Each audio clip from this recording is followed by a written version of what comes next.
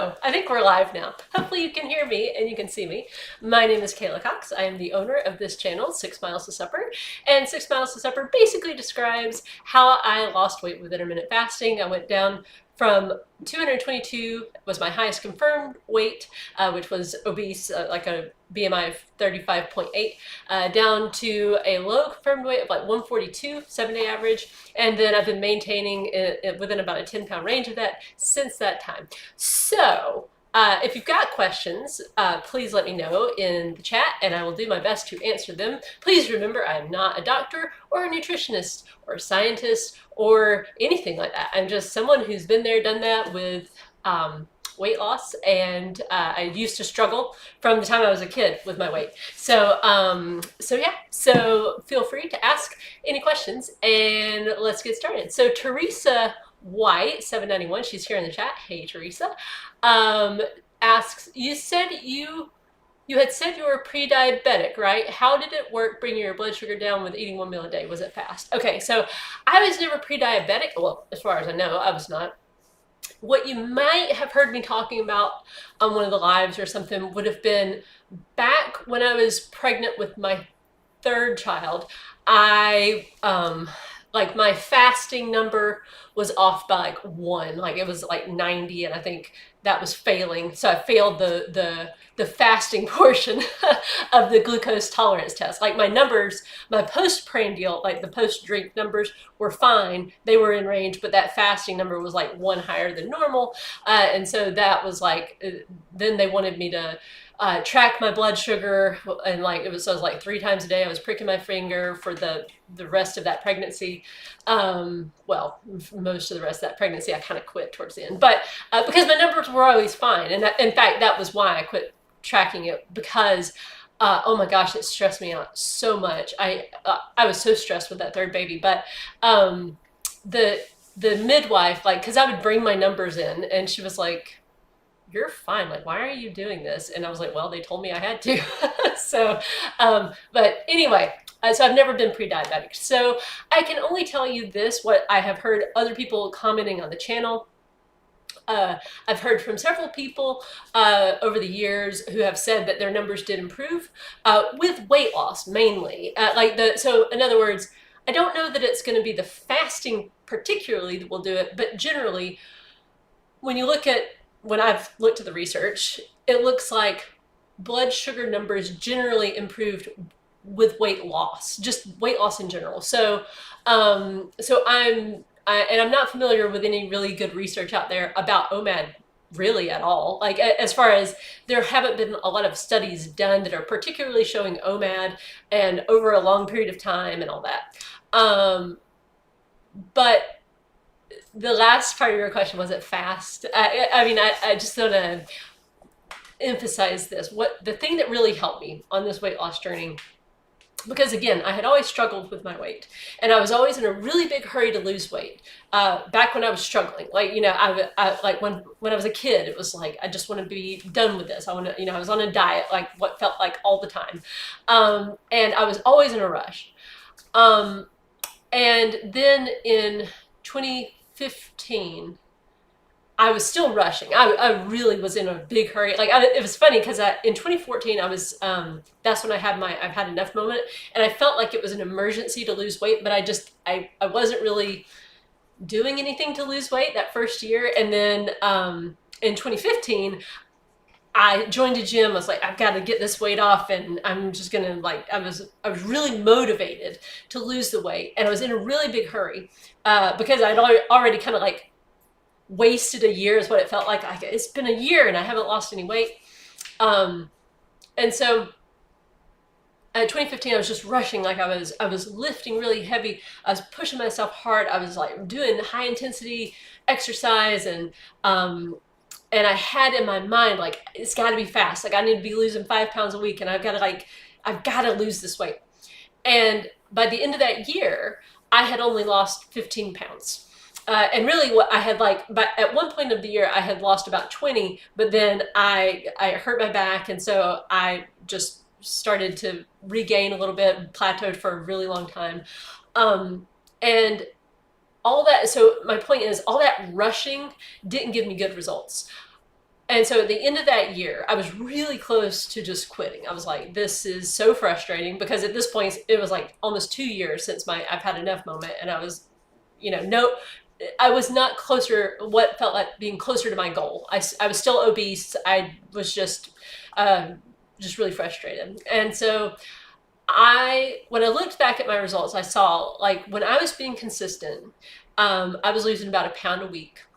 And when I was being consistent and just being just normal with food, like I wasn't being super restrictive. I was just, like being normal, just reasonable. That was when I was having the best results. So I decided I have to stop being in a rush. I have to be okay with however long it takes. And the thing about weight loss is it's not just about the food, it's also about like all the different habits you have that involve food, but it's not just about like the types of foods you're eating.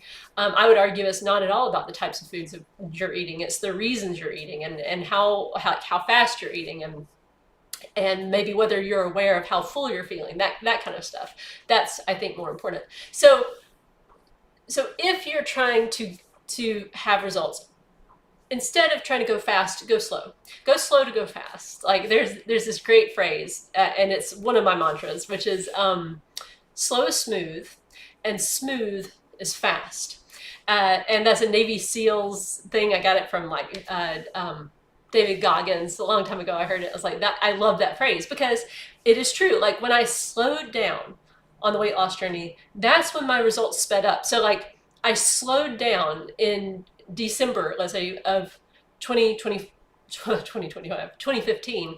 And then that next year, because I was just going slow, I lost, like, I was down to 158 by the end of that year. 157, 158 by the end of that year.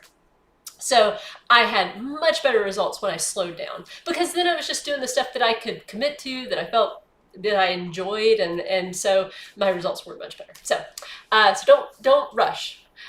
Marta Paul says, how do you educate your children about food? I have 2 daughters and a son, and I'm sure soon they'll want to copy my OMAD lifestyle. But it's not safe for kids, right? And some teenagers will use a method like this one when they have an eating disorder. I know, I had one. And how to explain, especially to active teenagers, that it's only for mom.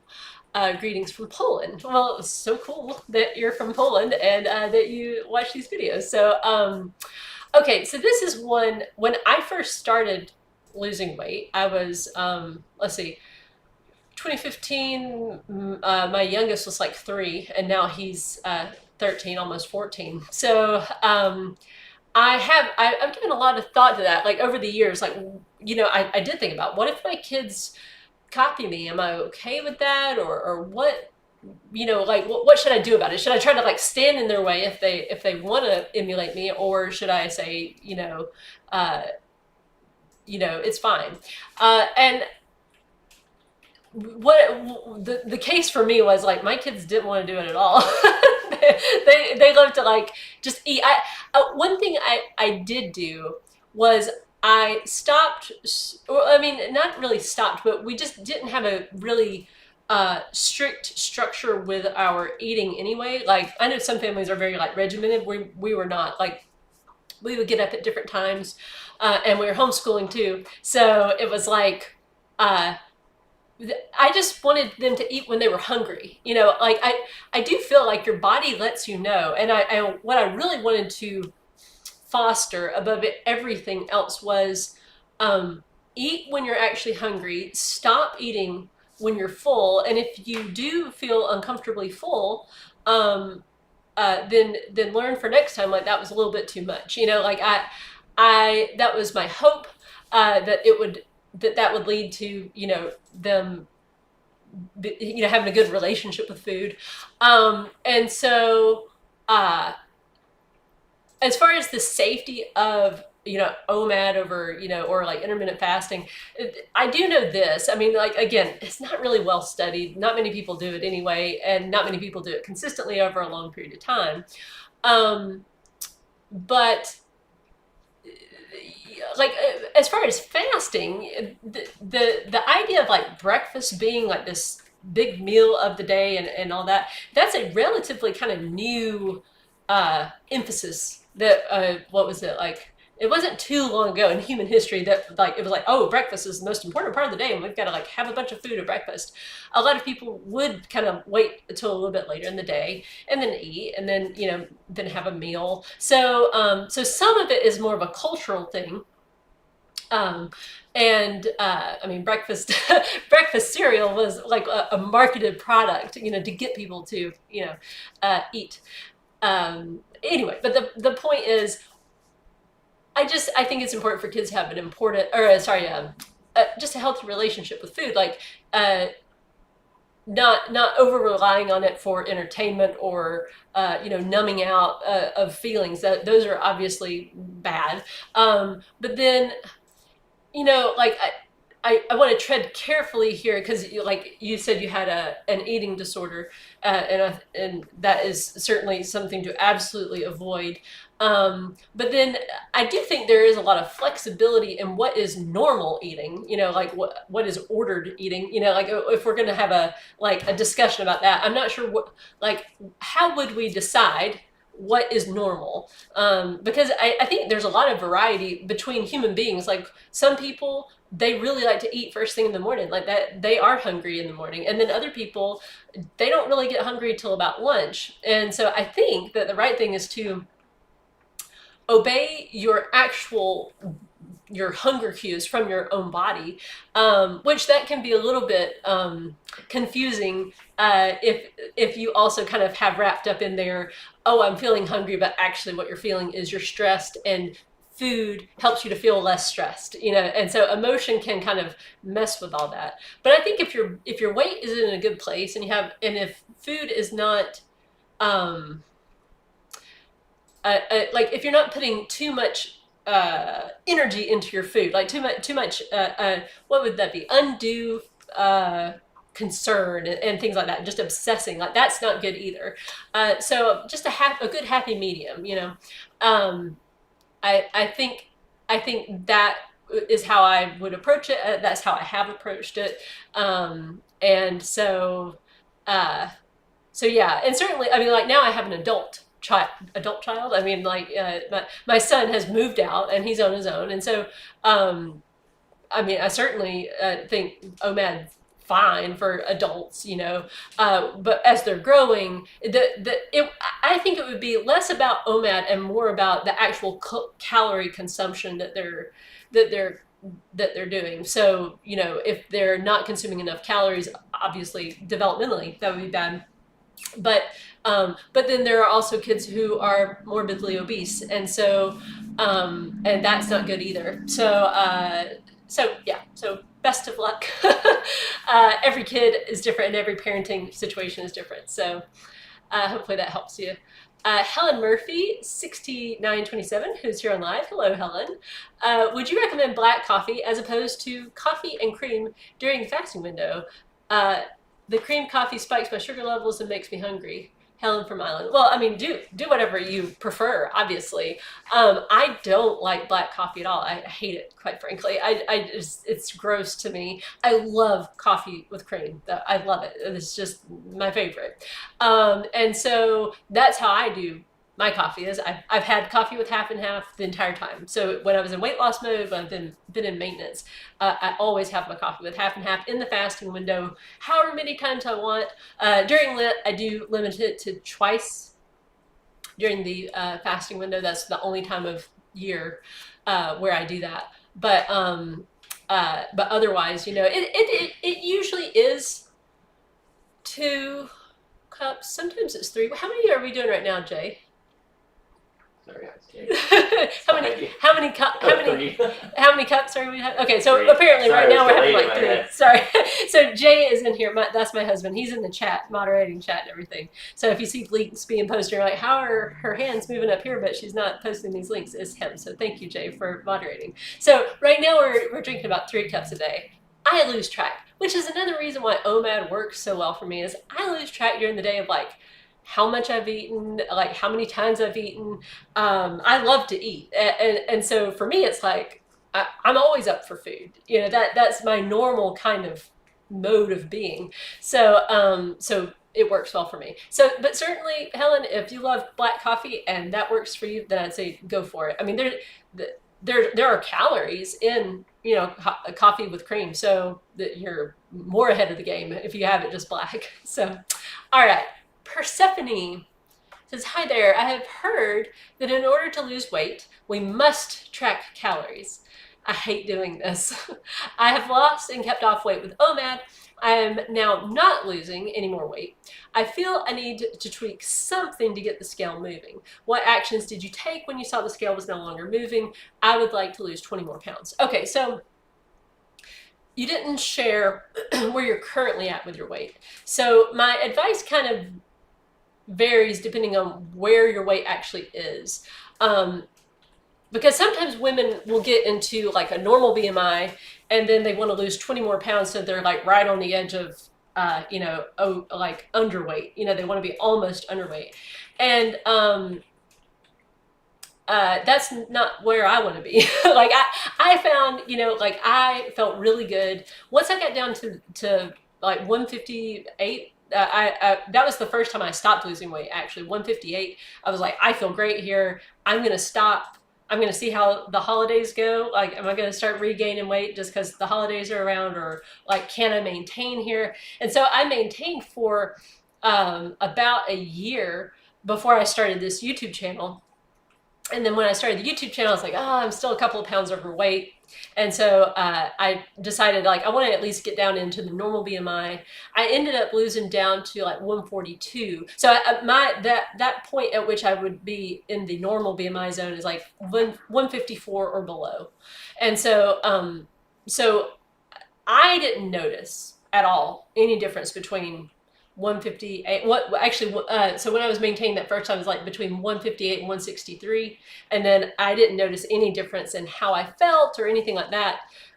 When I got all the way down to like 142, didn't notice a difference. I mean, it didn't really make my life better. It just kind of like, it was fine.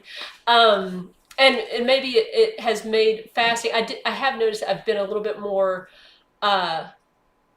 prone to migraines if I don't eat enough if at my OMAD I kind of guess wrong, because sometimes that happens, and I'm in the fasting window the next day.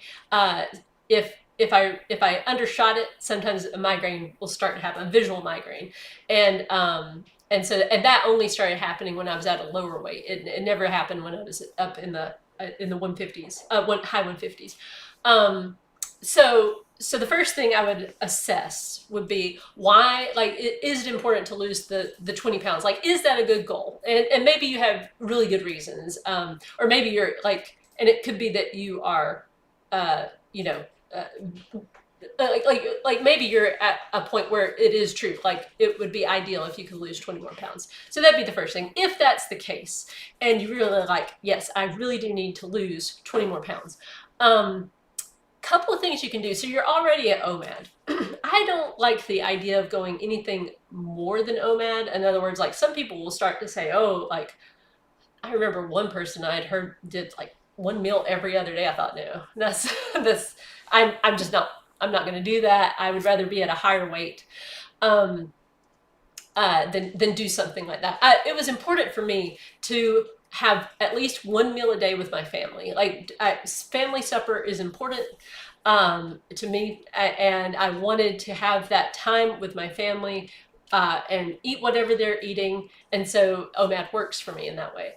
And so, but there's plenty that you can do without tracking calories. Now, like, for about 6 weeks in 2015, I tracked very carefully my calories. I was like weighing and measuring my food, being very exact with that. And I hated it. I hated it so much. I felt so restricted, and it just drove me crazy. I was like getting very perfectionistic about it, and I was miserable and very resentful.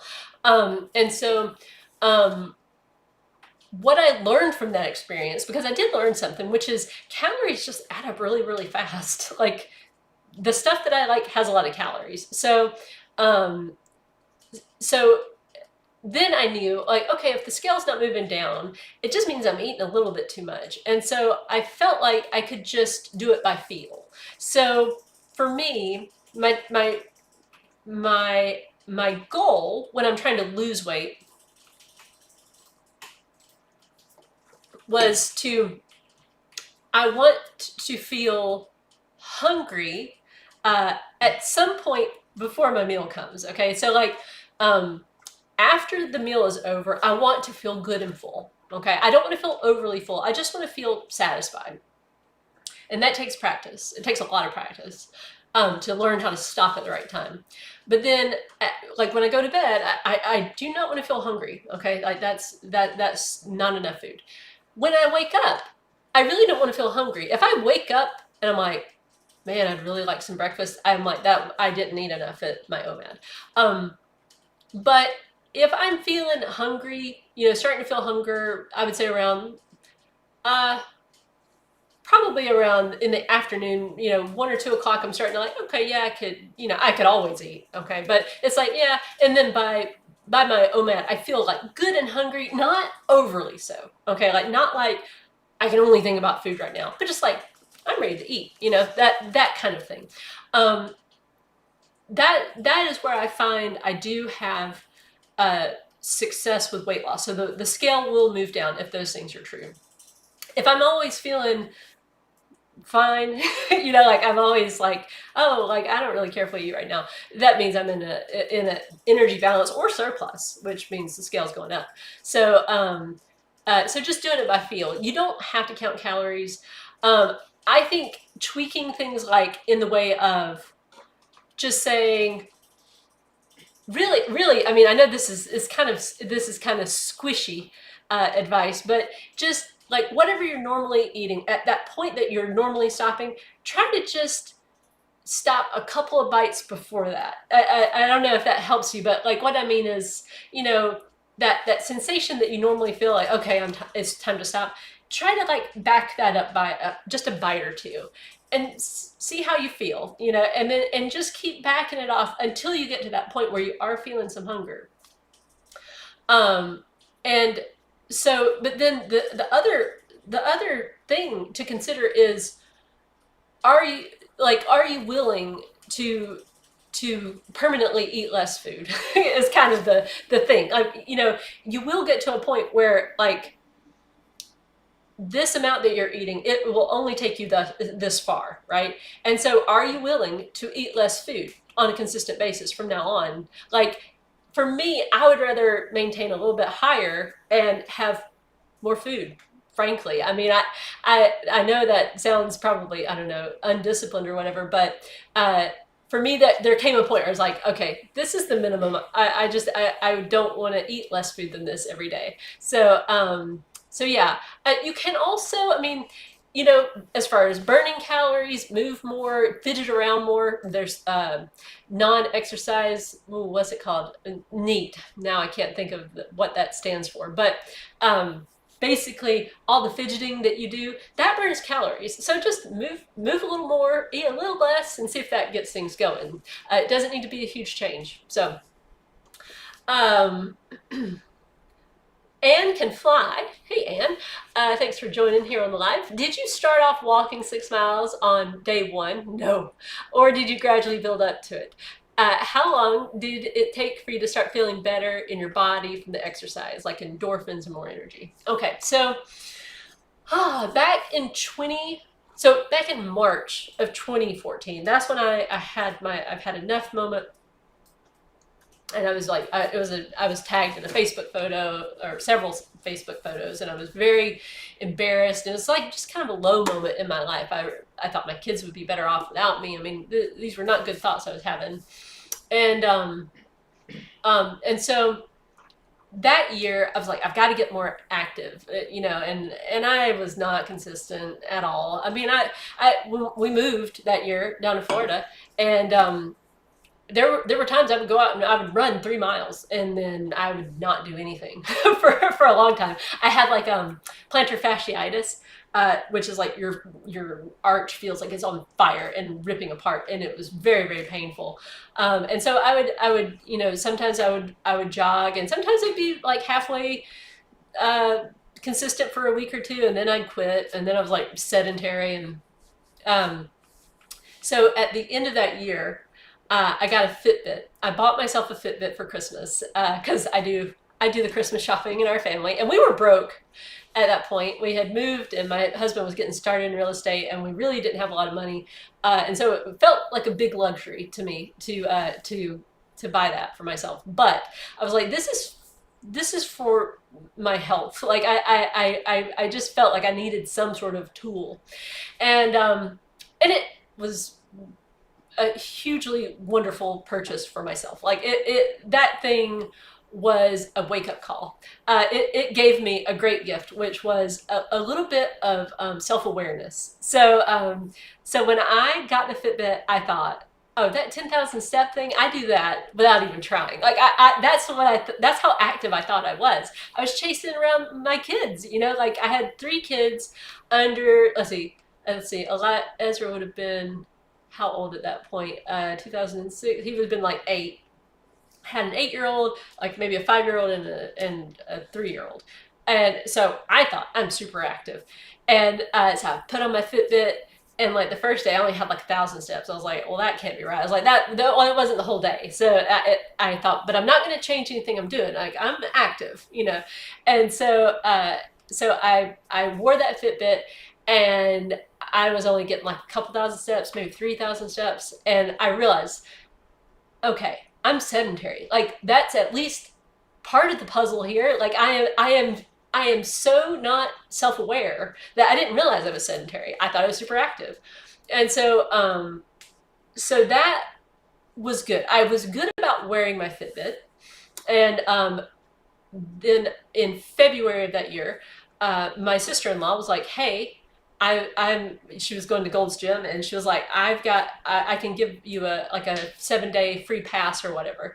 And so I was like, all right, I'm going to do it. So I went to the gym, and I was like, okay, I felt so awkward in there. Like I was very embarrassed. I was as heavy as I've ever been.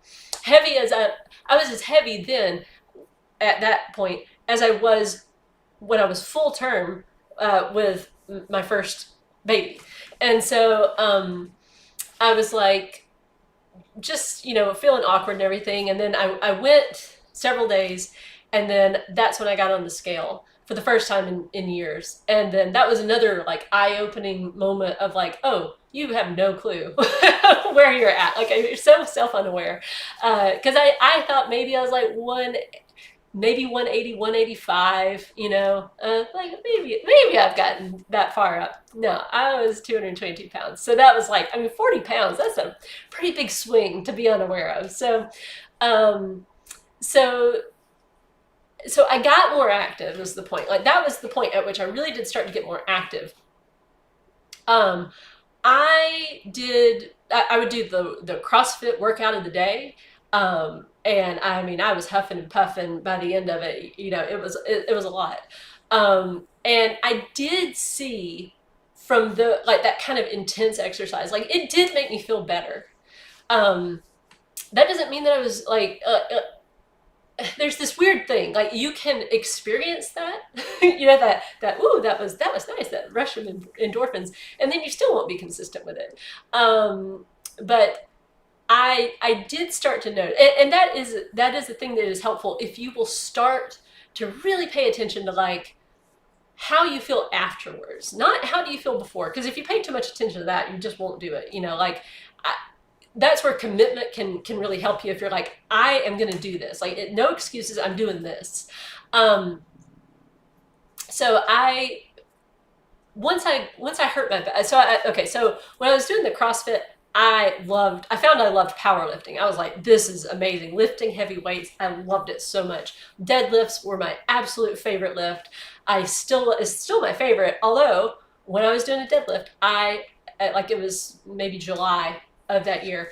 I did it with bad form, I've got loose joints, like multi-directional joint instability, and so maybe that had some role in it. I'm not sure, but I did get hurt, and I all I could do really that didn't hurt was walk, and so I had to commit to a step goal of some sort. Now, so this is a long way of explaining, but I was very inconsistent in 2015, and so as far as like at that point though, I had been active. Like by July, I was being consistently active, and I think by that point, I think my step goal was somewhere around 10. I think I had my rule kind of was either 10,000 steps or go to the gym and lift. That was kind of what I did.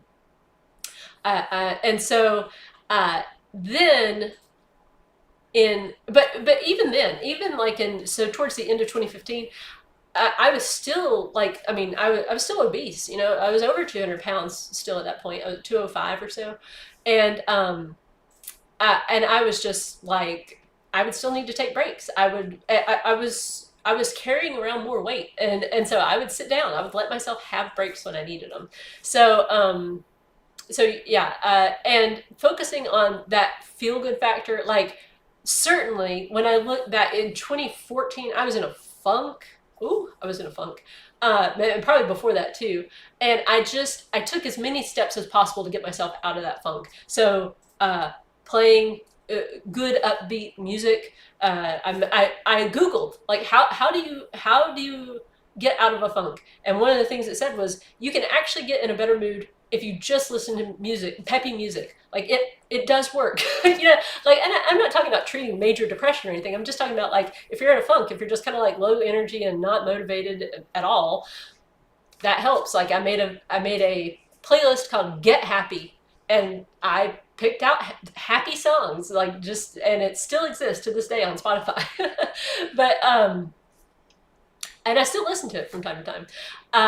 But I did start to notice, like, no, when I'm active, I am I'm I'm happier and more resilient. And so so then then I eventually I committed to towards the end of 2015. I was like, okay, this back injury, it was just not getting better. So 14,000 steps a day, 6 miles a day. That I'm going to walk that. I'm committed to it. And then at the end of at the end of 2016, I was like, okay, in maintenance, do I have to keep doing that 6 mile goal? Because I wasn't committed to it. I was just like, what do I need to do? And so I experimented with not walking the 6 miles a day.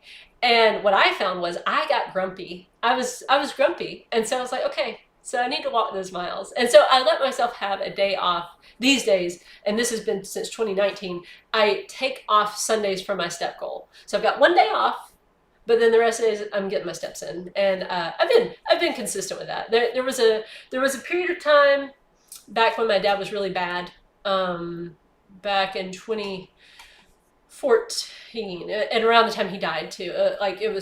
That was a really rough time for me, and I switched over temporarily to just swimming laps. I was out there in my pool, swimming laps and crying, and and I don't know, I don't know. It was just a change I had to make for a short period of time. I was like, I've got to stay active, but I don't know. Maybe I was rebelling. Maybe it was my way of acting out anger. I don't know why I needed to make that temporary change, but I did for a while. But I prefer walking just because it's easier. There's less friction there. But staying active is the main thing for me. So, because it gives you endorphins. It makes you feel better. So find and for some people that's going to be maybe changing what you do more frequently than what I do. But I just find it's hard for me to make excuses about the steps. So that's why it's good for me. Okay. Ruby, you mentioned you eat what you want during your eating window. Does that mean you eat as much as you want? Do you have times where you sometimes undereat? I was wondering if you eat portion controlled. Thank you. Okay, so yes, I always eat whatever I want to eat. Always. I don't have any food restrictions. I am not low carb. I am not like, I don't even have rules about like, I've got to have this many portions of leafy green vegetables at my meal. Like I love all the food. Just to give you like an example, last night's OMAD was meatloaf and roasted broccoli and a glass of red wine for me, and that's what I had. So that's just like that's a normal meal for me. But I have other meals for like we had pizza earlier this week, pizza with sausage on it and garlic and onions and anchovies. So it's like another meal that I've had. So I just eat whatever I want. Now, do I eat as much as I want? Yes, but I don't want to feel uncomfortably full afterwards. So I want to, my goal with every meal is to feel satisfied. And so I don't want to undereat, but I don't want to overeat either. It's not fun being miserable. So portion control. See, that's a sticky term because it's like I don't. Okay, I'll just describe this to you. I do not determine beforehand, like, oh, I can only have 3 pieces of pizza or 4 pieces of pizza or I can only have one ladle full of spaghetti. That is not what I do.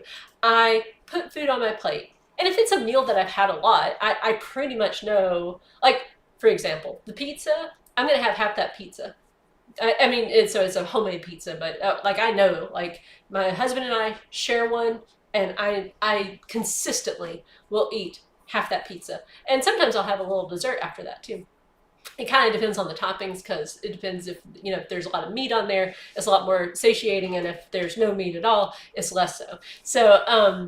But I don't. I always just go on how full am I, and so I find I really rebel quickly. Like just the thought right now, mentally in my mind of thinking, if what if I only told myself like you can only have one roll at a meal or something like that, I would immediately want 3 rolls at the meal. Like so it works for me just to tell myself you can eat whatever you want. You can either eat however many pieces of cake you want. You can eat, however many pieces of meat you want, however many like roasted vegetables you want. Because I will eat the roasted vegetables. Like I love them so much. But the main thing is just don't feel uncomfortably full when you're done, and ultimately maintain your weight in a healthy range. So I feel satisfied if those things are happening. So let's see. Yeah. So I don't do portion control in that way, but I guess you could argue that it is portion control because I don't just eat to the point of misery. So, all right, Rachel, I have some advice to share, and I hope you find it worthwhile. When I first started OMAD, I tried to eat only the foods that are considered healthy, like cauliflower rice and black coffee. The problem was that I wasn't enjoying my meals. In my opinion, it's very important to look forward to mealtime. Not every meal has to be exciting, but I do think it helps to have something enjoyable to anticipate. I also know people often say that any eating plan should be something you can follow for the rest of your life. Personally, though, I find it more helpful to make shorter commitments. I'll tell myself I'm just going to do this for 6 weeks and then reevaluate and tweak my plan if needed. That approach keeps me from feeling stuck or trapped. I also like to gamify things to make the process more interesting, whether that's fitness challenges or small goals that keep me motivated. So yes, I pretty much agree with all of that. And we'll talk about some points that people are probably like, wait, you always say this other thing. But I think she makes really good points. First of all, yes, totally agree on the whole, like, have food that you enjoy at your meal. The quickest way to not stick to intermittent fasting, in my humble opinion, is to not look forward to whatever it is you're eating. It's like if you have a super restrictive meal coming up and that's your, like, carrot going, like, oh, stick to your fasting window, like, it's just not going to provide much motivation. I've always just let myself eat whatever I want at the meal, and that has made it where it's just easy to stick to, because like, oh yeah, I'm eating steak tonight. I'm not eating steak tonight. I don't even know what we're eating tonight, but enjoying the food is important. So let's see. Now the idea of like small commitment versus big commitment and doing things for the rest of your life. and I do like I think there's so yes, I do think it's important to do both. Okay, like I think it's important to have a commitment overall. This is permanent. Like so, because you never know, and I'm fully aware of that. Like I never, I it may happen sometime in the future where maybe I get some sort of disease where it's like, oh, you have to take this medication, and you have to eat 3 times a day. Like you're just like now you can't do OMAD. Okay, well the overarching thing for me is to maintain a healthy weight in a sustainable kind of a way. I want to have a good relationship with food, and so but then just let the commitment be to maintaining a certain result or something like that. Um, and I think that is good. But when you're picking a plan, I do think it's helpful to know like, yes, I could stick with this. Like having the end in mind, begin with the end in mind. Like 5 years, will this work or some variation thereof? That I think is helpful. But then the shorter term commitment also is very useful. Like that's how I got myself to really stick to something. In January of 2016, I was like, when I made my plan, I really thought my plan was too easy and I was going to gain a bunch of weight because I thought I'm going to let myself eat whatever I want. I'm going to have coffee with half and half in it during the fasting window. That's, like that's dirty fast. I didn't even know it was called dirty fasting back then, but I was like, that's kind of odd. And I'm only going to be walking. That's all I'm doing. Like, but before that, I had just never really been consistent over a long period of time. And 6 weeks seemed like an eternity to me back then. So having that short window is really helpful. And then furthermore, shrinking it down even further, like just today I'm going to follow my plan. If you feel overwhelmed, just focusing on today, like I'm just going to do that for today, I do find that helpful too. So I definitely, I agree with everything she's saying. And then the gamifying, yes, I I did that. I still do that. Particularly with the step goal, gamifying that was really helpful. Well, number one, the Fitbit back then, at least, I don't know what they do now, but it would do this little explosion of fireworks when I hit my goal. And I loved that. I found that very rewarding. And they also had at one point where you could like have challenges. I think people would like, you were trying to like maybe win. There's like, I don't know, you could join groups and stuff and you could walk different trails and it would show you the different points along the trail. It was neat. Anything like that where you can gamify it, I think it is helpful. Make weight loss fun. Laugh at yourself. Like that. Learn to just enjoy the ride.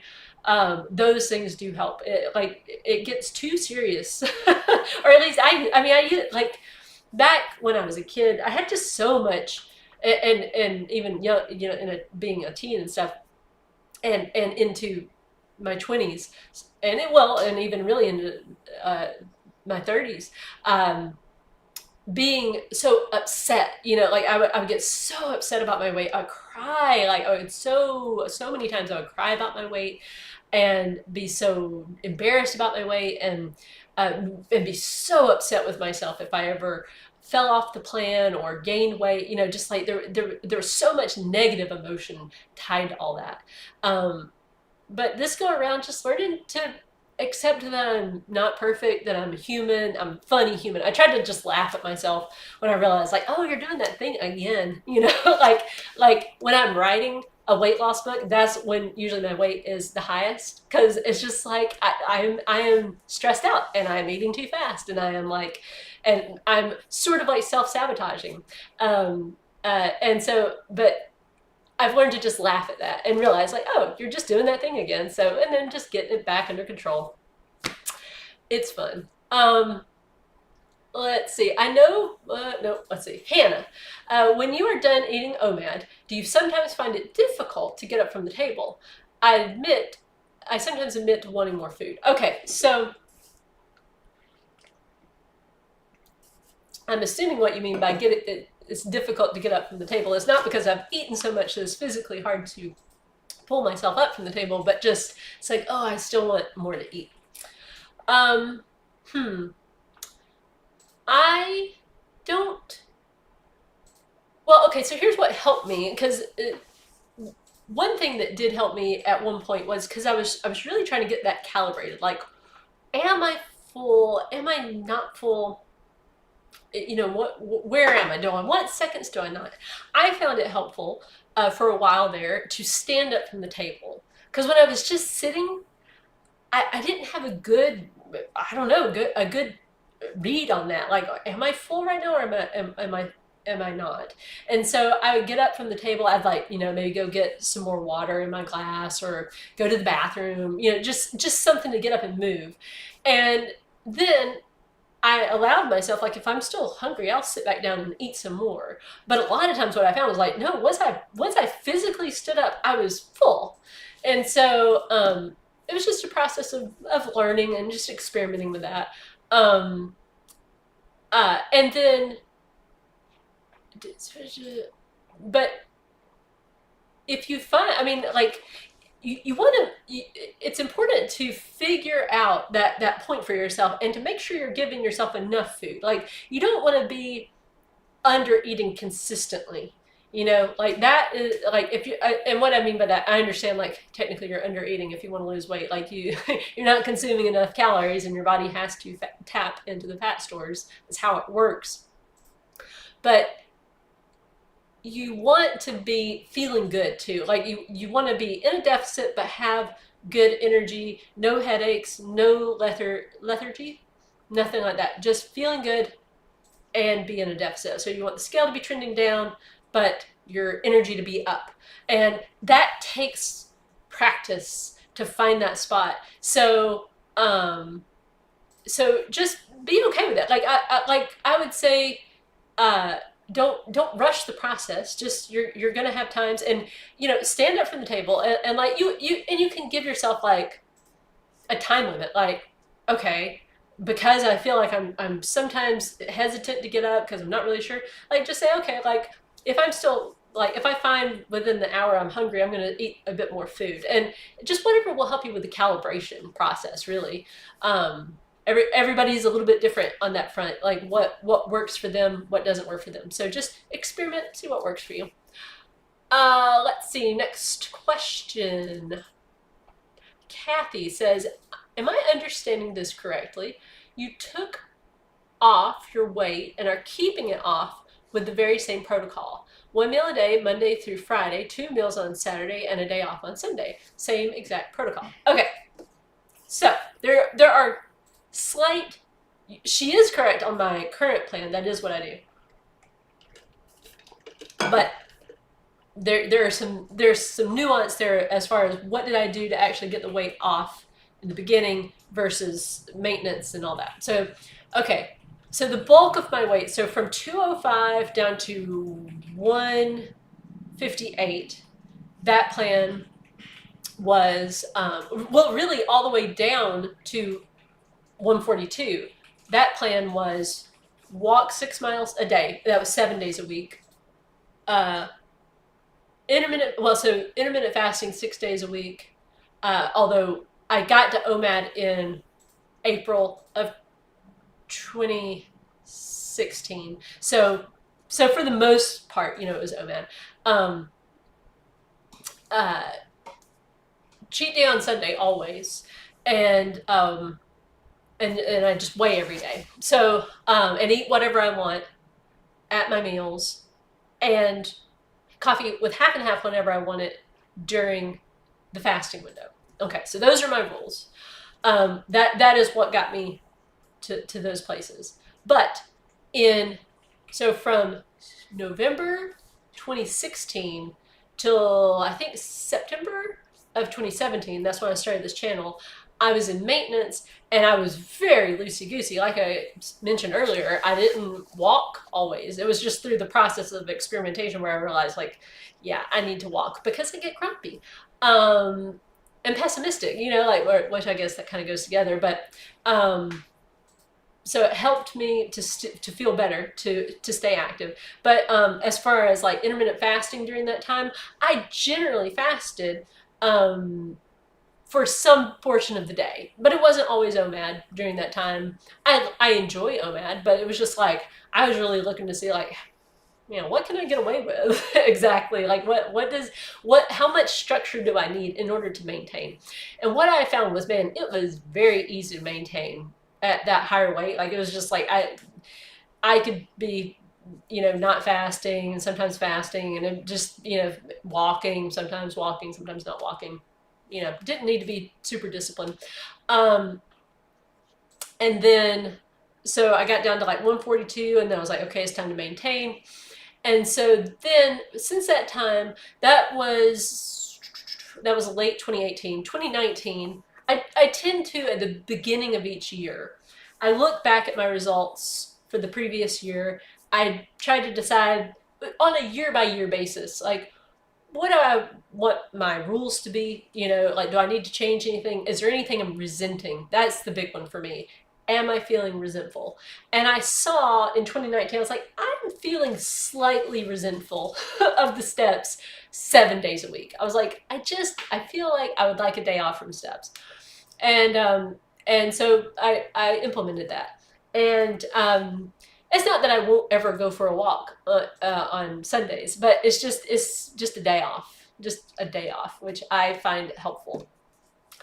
And so in maintenance, what I've learned, because it's been a lot of years at this point, when my life is complicated or stressful, it's best for me just to be like, the thing that works best and the thing that causes the least amount of stress is just OMAD, walking my 6 miles. The same kind of plan. So OMAD 6 days a week, or actually these days it's 5 days a week, and that's because we started going to church. So my day off has always been on Sunday this whole time, and we used to do a pancake breakfast on Sunday mornings.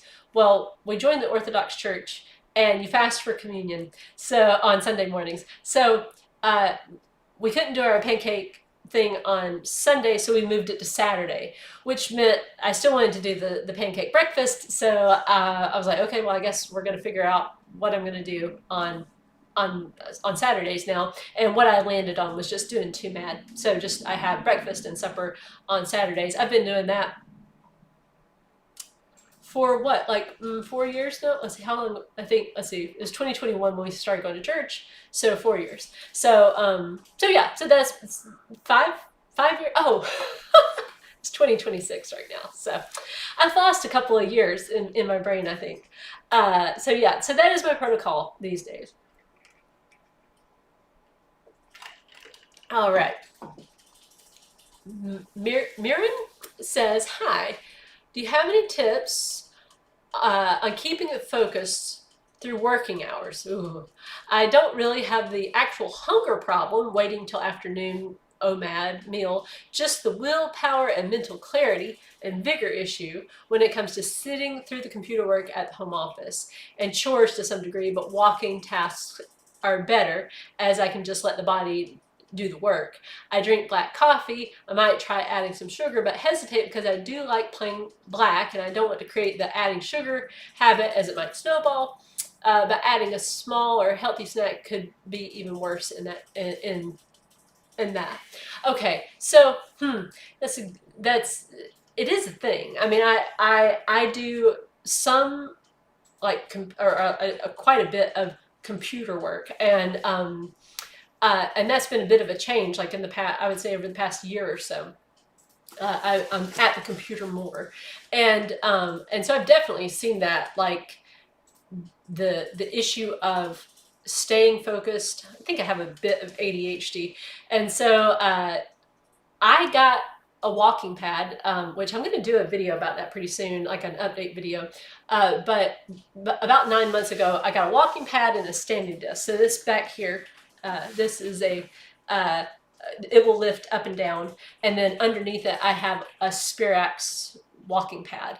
And so I generally walk during the time that I'm working, but I will stop and take breaks. That helps a bit, But I do find, like, if I'm having a lot of trouble concentrating, I take that always as a cue of I need to have eaten more at my meal. But I also do have coffee with half and half in it, which I think that does help me too, over and above what black coffee would do, because that does have a little bit. I mean, it has some calories. It's probably, what have I figured out? It's probably like 200, 240 maybe calories, maybe. I don't know. I'd have to measure it, and I hate measuring and all that stuff. But it's not nothing, you know. Um, and so I hear you, where it's like, well, because since you don't want to do like a small meal, I get it, you're probably like I am, where it's like, a small meal, I would rather just have a big meal, like, or a small meal can so easily turn into